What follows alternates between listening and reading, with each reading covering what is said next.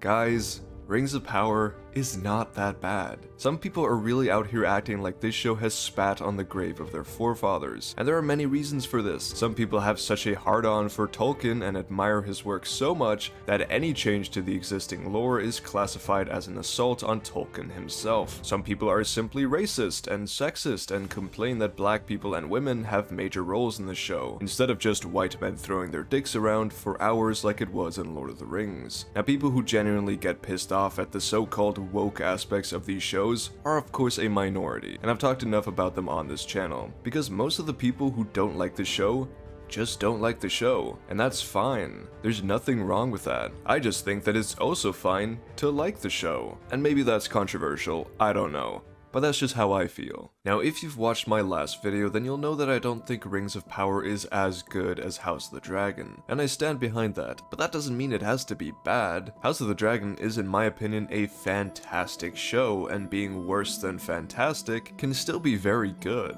However, is Rings of Power actually good? Now, my relationship with the show is very love-hate. There are things I quite enjoyed, but there are also just many things that didn't capture me, and it caused me to drop the show halfway through because my limited free time was just simply being spent on more interesting things. However, to me, a show can't be that bad if I still want to see more, which I do. There are a lot of things here that get me excited for the next season. Obviously not everything, and I hope they do some things differently, which we'll get to eventually, but overall, I'm not thrown off yet. Now, I feel like I've said this many times before, but I like covering my bases. I'm coming at this review from the viewpoint of someone who hasn't read deep into the lore of Middle-earth. I've watched the movies countless times, but looking beyond the occasional lore videos I watch on YouTube, I don't really know much. I haven't read the Silmarillion or any of Tolkien's other works, so yeah, I watched the show as someone who could happily say, "Oh, Isildur, I know him," but has no clue whatsoever if the show is following the canon or not. Like, I don't know if Durin and Elrond's steamy shower scene was in the books, but that shit was hot as fuck, so I don't mind. But so please keep in mind that when watching this video, I can only judge what I was given on screen,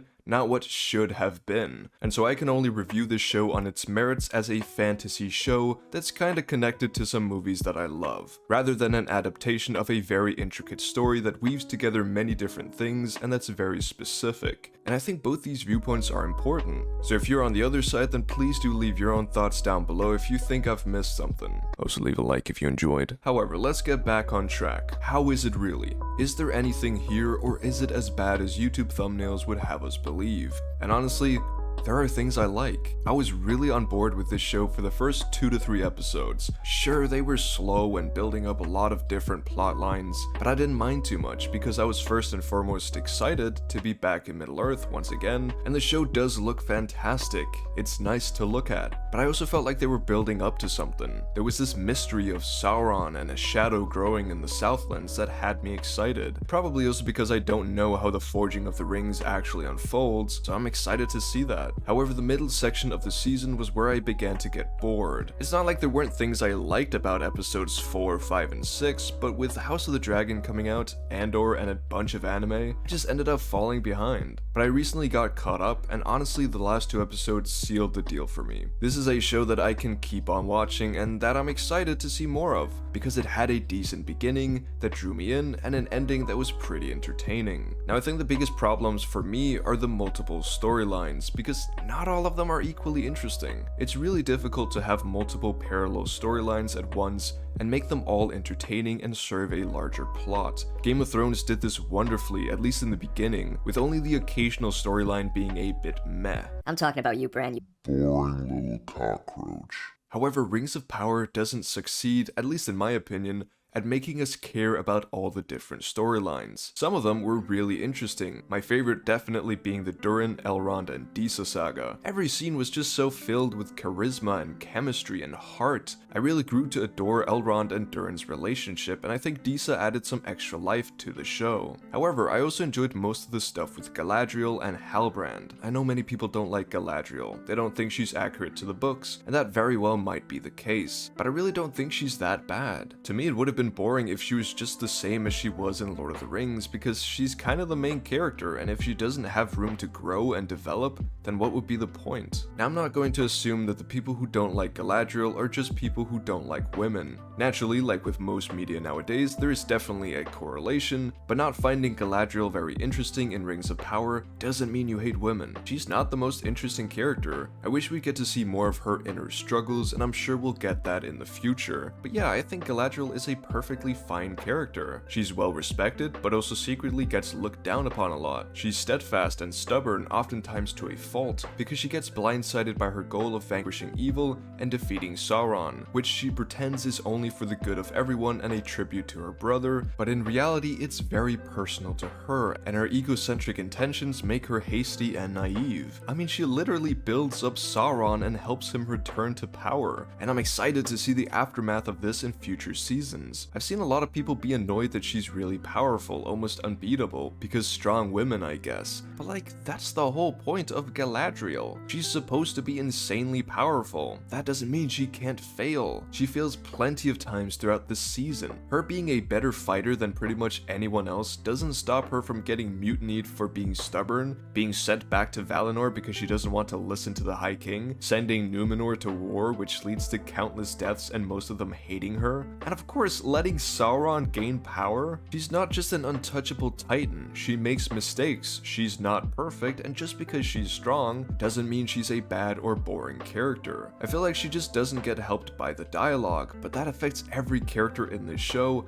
not just Galadriel, but we'll get to that later. But yeah, overall, I liked Galadriel in the show. I was usually looking forward to her story as well as Durin and Elrond's story. They were my favorites. However, some of these storylines just really dragged for me. I think the obvious one is the Harfoot saga. It's not that it was bad, it was kind of cute in an isolated sort of way, but it just didn't affect the overarching story. I mean, I'm sure that Nori and Hoboman / Gandalf will be more relevant next season now that they're off on their little adventure, but every time the Harfoots were on screen, I was just waiting for another scene to come. I think the showrunners felt that they needed some hobbits, but it just felt pointless at times. However, I also did not like Numenor. I thought those scenes were very bland.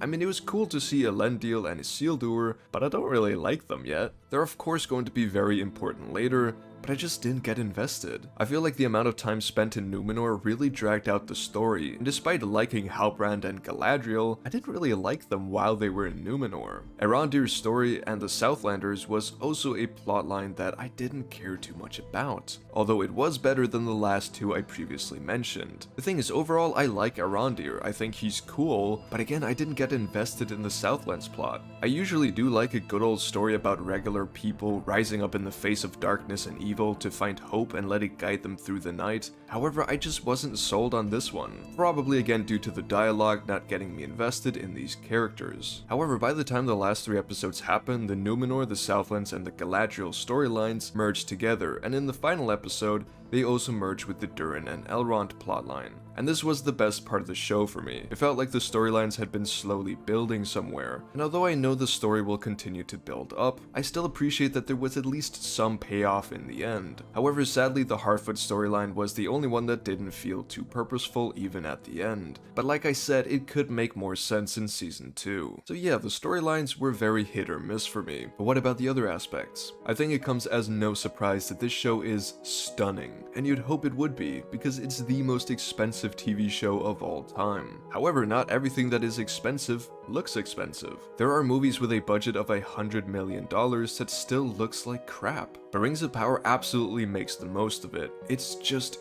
gorgeous. Everything from the beautiful backdrops to the set designs to the costumes to the artwork to the visual and practical effects to the way it's filmed. It's a really nice looking show. And I know some people won't like how polished parts of it look, but I think we can at least agree that the presentation of the show is quite good, even if you don't like the short-haired elves, which personally I think looks suave as hell. However, I think the dialogue for me was very hit or miss, and it's unfortunate that it was up against House of the Dragon, which has really solid and memorable dialogue. And although the dialogue in Rings of Power fits with the vibe of the world, there aren't any memorable quotes, and the dialogue often didn't produce the wanted emotions in me. There were some really good back and forths, such as Durin and his father, Durin and Elrond, and just Durin in general. But yeah, to me the dialogue didn't intrigue me very much, but that could also simply be due to style. However, overall, Rings of Power has good parts, and it has bad parts. It's absolutely fine to not like this show, to think that it's not accurate to the source material, but to call it one of the worst TV shows ever made is a bit of an exaggeration. Like I said, I don't know if the changes they made completely ruin everything about Tolkien's story. That very well could be the case, but I can only assess it by its merits as a TV show, and as a show, it's really not that bad. It's not my personal favorite show, not compared to other shows that have been coming out, but there are definitely things to enjoy and things to not enjoy. Criticism is perfectly fine, but let's not wave off people for having a different opinion to us. If someone likes it, then great. If someone doesn't like it, then great. We can have conversations about that. Of course, some people are just plain toxic and make online discourse worse for other people, but we also need to remember that there's a big difference between wanting the showrunners to respect the source material by keeping to the story and not changing around events that happen, compared to wanting them to respect the source material by excluding black people because Tolkien wrote these stories as a tribute to European and Anglo-Saxon culture, which as we all know obviously means that black people should not exist. This latter argument is of course stupid and stems from racism, but the former is completely okay. Simply wanting a faithful adaptation is fine, but it's also fine to accept that not all adaptations are 100% faithful. In reality, no adaptation really is. But I've been reading up on some of the changes, and apparently Galadriel taking up Finrod's oath to kill Sauron doesn't actually happen, because Finrod never made that oath in the first place. They also changed many things with Numenor, such as the timeline of its destruction and Elendil's character. They've also moved around events that happen, they've changed Mithril, and the forging of the rings also seem to have been changed as well. Overall, there are many altercations to the source material, and leading up to the show, a lot of people thought that the showrunners weren't really being very respectful towards Tolkien and the fans, and I can completely understand why people would be opposed to this. If you were expecting a faithful adaptation, then you were probably disappointed. It's completely fine to want to ditch the show because of this. Personally, I want to see where it goes. If the changes they've made end up being to the benefit of telling a fantastic story over the span of multiple seasons, and as long as it still keeps the essence of Lord of the Rings, then I think it can absolutely succeed. Because that's the thing, while watching there were moments where I still felt some of that magic. This world is mystical, it's mythical, and it's magical. Tolkien's work is filled with small pieces of wisdom, and I think the themes of the show are relevant to the source material,